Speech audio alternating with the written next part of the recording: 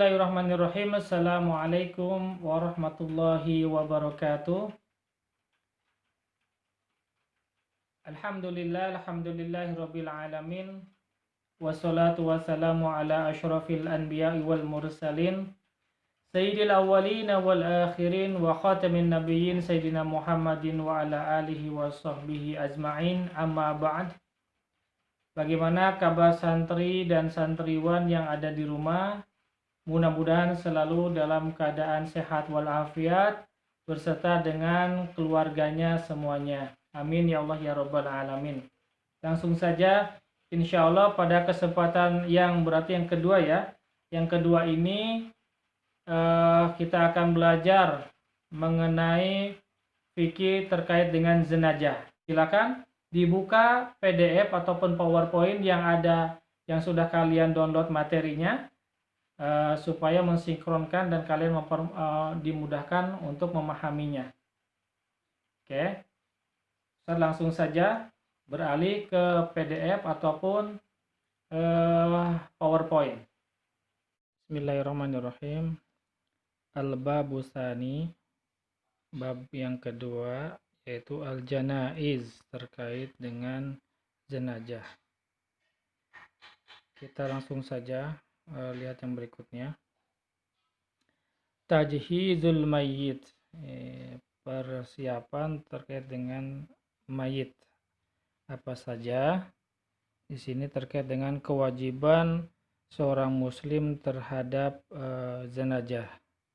Apa itu? Ghusluhu, memandikannya, kafnuhu, mengkafaninya, shalla alaihi, mensolatkannya atau mensolatinya, dafnuhu, dan menguburkannya. 4 hal ini merupakan kewajiban seorang muslim terhadap jenazah. Oke, berlanjut pada yang berikutnya. Ghuslul mayyiti, memandikan mayit. Di sini hukmuhu, hukum memandikan mayit. Oke, apa hukumnya? Yara jumhurul ulama anna ghuslal mayyiti al-muslim fardu kifayatin. Menurut jumhur ulama, sebagian besar ulama, bahwasanya memandikan mayit seorang muslim itu adalah fardu kifayah. Fardu kifayah. Idza qama bihi al-ba'du saqata an jami'il mukallifin. Bila dilakukan oleh sebagian orang dalam suatu daerah itu, maka gugurlah kewajiban seluruh mukallaf di daerah tersebut.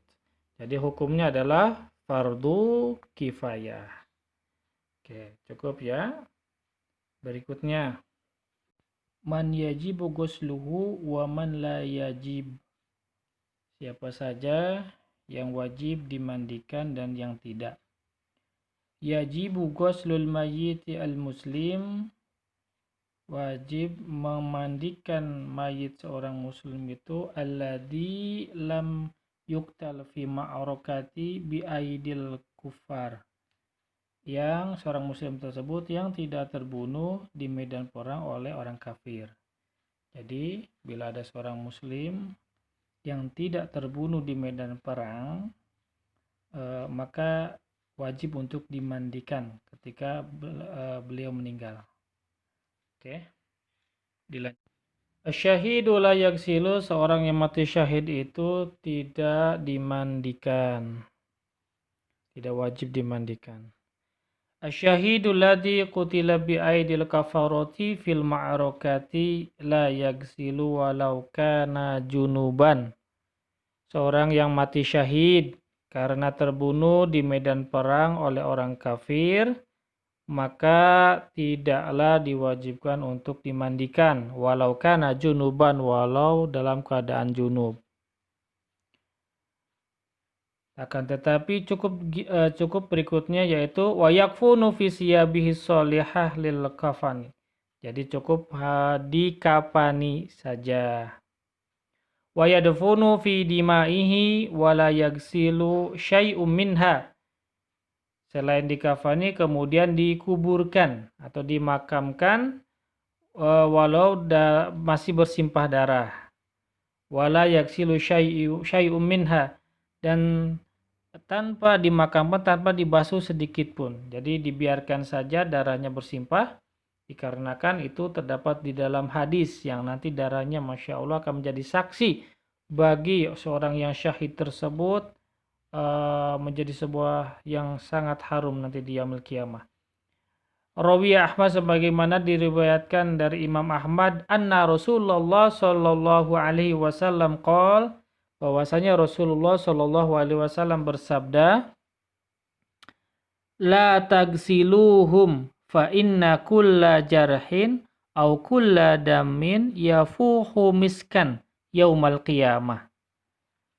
Yang artinya Rasulullah Shallallahu Alaihi Wasallam bersabda, janganlah kamu memandikan mereka karena setiap luka, jarhin atau setiap tetes darah akan semerbak dengan bau yang wangi pada hari kiamat.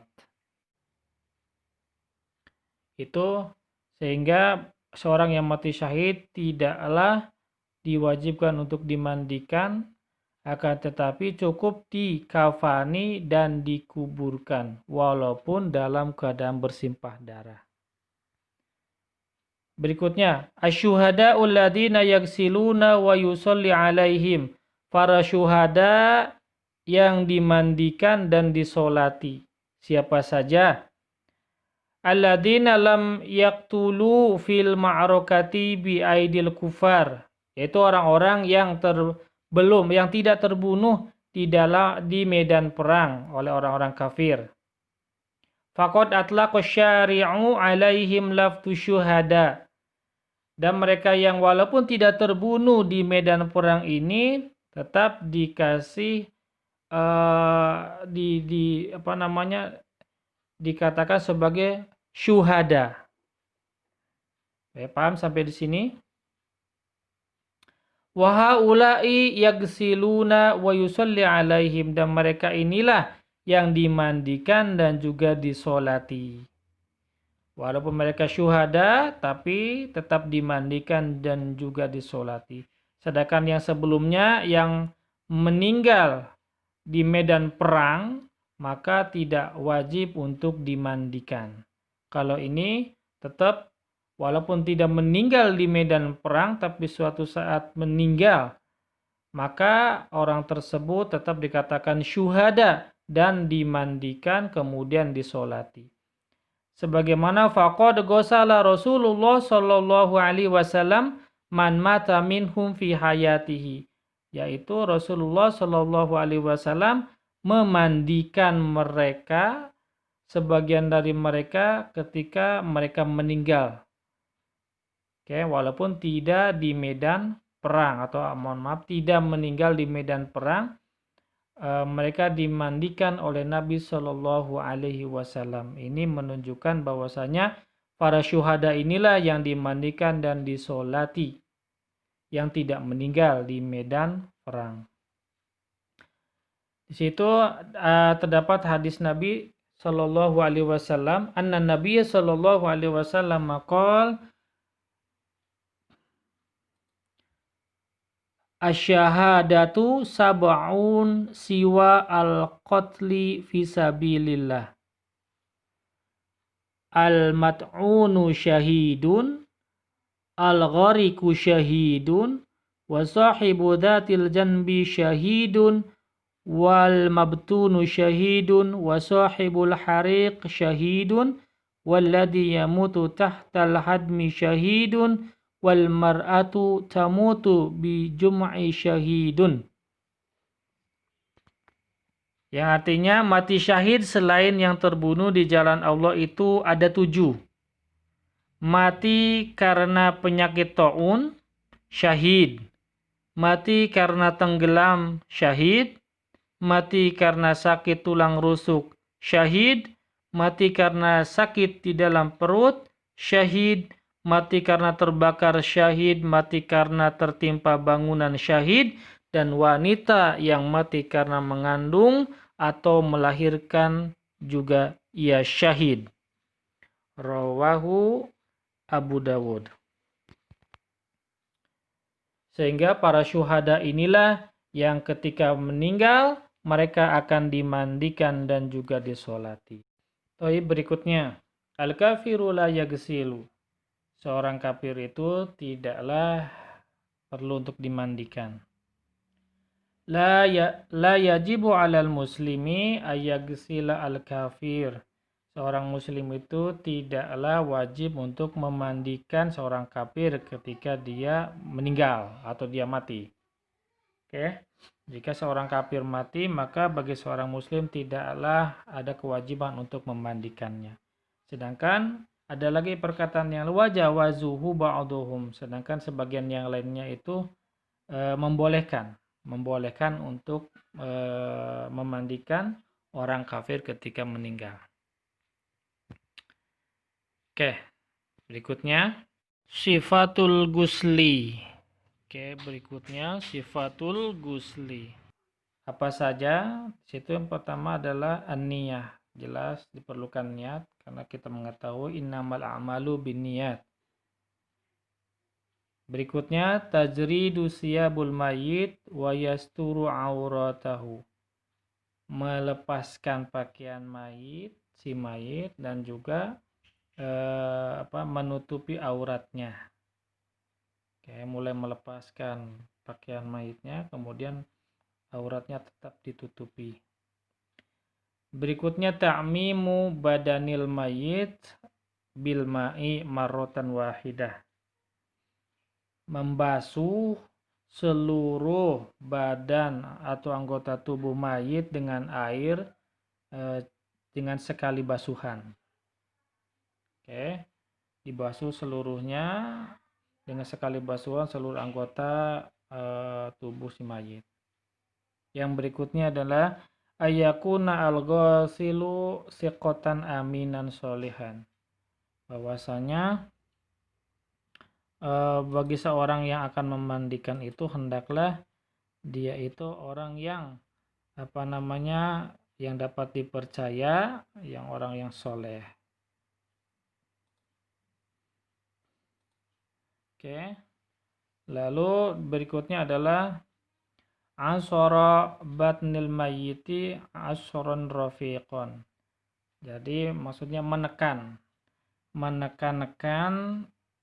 perut si mayit dengan perlahan-lahan. Artinya untuk apa? Untuk mengeluarkan kotoran yang barangkali masih ada di dalam perutnya. Ditekan-tekan dengan perlahan, ya. Jangan terlalu keras karena tidak diperbolehkan menekan dengan keras. Dengan halus, dengan perlahan-lahan ditekan seperti diurut seperti begitu. Yang barangkali di dalam perutnya itu masih ada kotoran yang belum dikeluarkan, maka dengan ditekan itu akan keluarlah kotoran tersebut. Oke, membersihkan bagian dalamnya dengan cara ditekan, tapi dengan cara rafiqon, dengan yang halus. Berikutnya apa? Izalatun najasati min badanihi, yaitu menghilangkan najis di anggota badannya. Oke, anggota seluruh badannya dihilangkan najis, barangkali ada yang kotor ya, baik di atas ataupun yang di bawahnya dihilangkan. Kemudian ayullafa ala yadihi khirqatun yamsahu biha auratahu. Jadi di sini menempelkan khirqah kain kepada tangan orang yang tadi al-ghasil ya. Jadi yang memandikan jenazah ini di tangannya terdapat kain untuk membasuh aurat si mayit. Oke, untuk mengusap aurat si mayit. Karena kenapa tidak dibolehkan atau haram bagi seorang yang memandikan tanpa ada lap kain yang nempel di tangannya menyentuh aurat mayit. Tidak dibolehkan, sehingga ketika memandikannya haruslah dibalut dengan kain ataupun lap yang menempel di tangannya untuk digosok-gosokkan kepada atau untuk membersihkan aurat dari si mayit. Berikutnya yaitu at-taqdimu bil mayamin wa mawadi'ul wudu, yaitu mendahulukan anggota tubuh yang ke sebelah kanan dulu. Bagian kanan sebagaimana ketika berwudu. Kemudian taudiuhu wudu as-sholat, mewudukan mayit tersebut, sebagaimana wudunya yang hendak mau sholat. Jadi teratur dari awal sampai akhir. Berikutnya, in kana al-mayitu imra'atan nadaba naqdu sya'riha. Ya, kalau mayit itu adalah seorang perempuan, maka disunahkan atau dianjurkan untuk menggeraikan rambutnya. Tidak tertali. Jadi diuraikan rambutnya. Terurai, tidak tertali.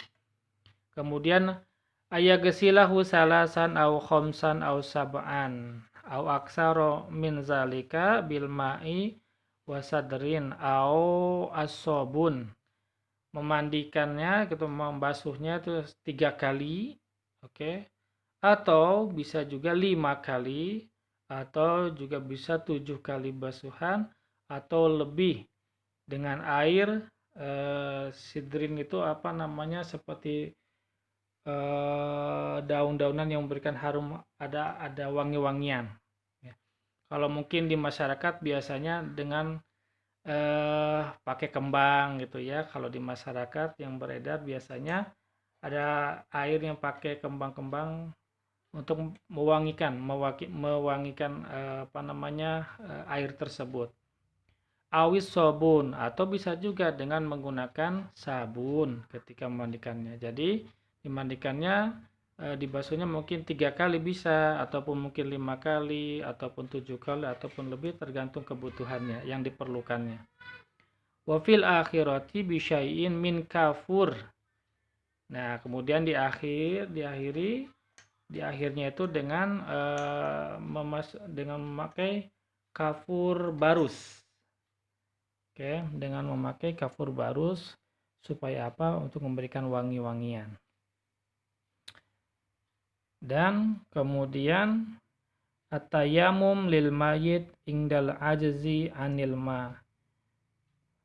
Tayamum bagi seorang mayit ketika tidak ada air. Kalau memang ternyata tidak ada air, maka tidak bisa jelas pasti tidak bisa berwudu, maka memakai cara tayamum. Memakai cara tayamum. Taib yang berikutnya, ghuslu ahadi zawjainil akhari, memandikan salah satu pasangan yang meninggal. Gimana itu? Ittafaqal fuqaha, para ahli fikih beritifak, bersepakat ala jawazi ghuslil mar'ah zawjaha, bahwasanya membolehkan seorang perempuan untuk memandikan suaminya. Qalat Aisyah, sebagaimana dikatakan bahwasanya Sayyidah Aisyah berkata, Lau kuntu istaqbaltu min amri mastadbartu ma ghassalan nabiyyu sallallahu alaihi wasallam illa nisa'uhu. Yang artinya, ia berkata, jika aku berhadapan dengan urusanku, maka aku tidak akan berpaling, dan tidak akan ada yang memandikan Nabi sallallahu alaihi wasallam selain dari istri-istrinya. Rawahu Ahmad wa Abu Dawud wal Hakim. Ini menunjukkan bahwasanya dalil ini dibolehkannya seorang perempuan untuk memandikan suaminya atau pasangannya. Kemudian waqtalafu fi jawazi ghusli zawji imra'atahu, sedangkan bagi seorang suami atau laki-laki yang ingin memandikan istrinya, di sini ada ikhtilaf. Dibolehkan tidaknya, ada ikhtilaf. Apa itu? Ajazahu al-jumhur dalika.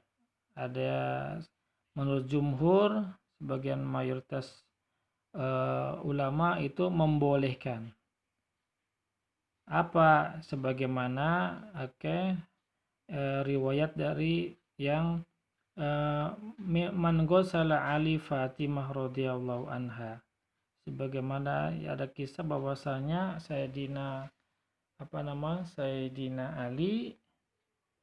Ali memandikan Sayyidah Fatimah. Itu sehingga dibolehkanlah seorang laki-laki untuk memandikan pasangannya. Wa qala al-Ahnaf, sedangkan menurut golongan Imam Hanafi, la yajuzu li zauji ghuslu zaujatihi, bahwasanya tidak dibolehkan bagi seorang suami untuk memandikan pasangan perempuannya. Fa in lam yakun illa zauj, kecuali kalau memang tidak ada lagi. Nah, kecualinya itu ya. Itu menurut mazhab Imam Hanafi. Kemudian ghuslul mar'ati as-sobi, seorang perempuan atau perempuan memandikan anak laki-laki. Qala Ibnul Munzir mengatakan bahwasanya ajma'a kullu man yahfadu anhu min ahlil ilmi ala annal mar'ata, bahwasanya seorang perempuan itu tagsilus sobi as-sogir, boleh untuk memandikan seorang anak laki-laki yang masih kecil. Kurang lebih itu yang bisa disampaikan pada kesempatan ini terkait dengan tadi 4 kewajiban seorang muslim terhadap jenazah, yaitu memandikan, mengkafani, mensolati, dan menguburkannya. Alhamdulillahirabbil alamin. Pembelajaran tadi sudah kita selesaikan semua. Bab yang kedua terkait dengan janaiz, mudah-mudahan bisa dipahami semuanya oleh antum dan antunna. Dan Ustaz akhiri saja, wabillahi taufiq wal hidayah. Wassalamualaikum warahmatullahi wabarakatuh.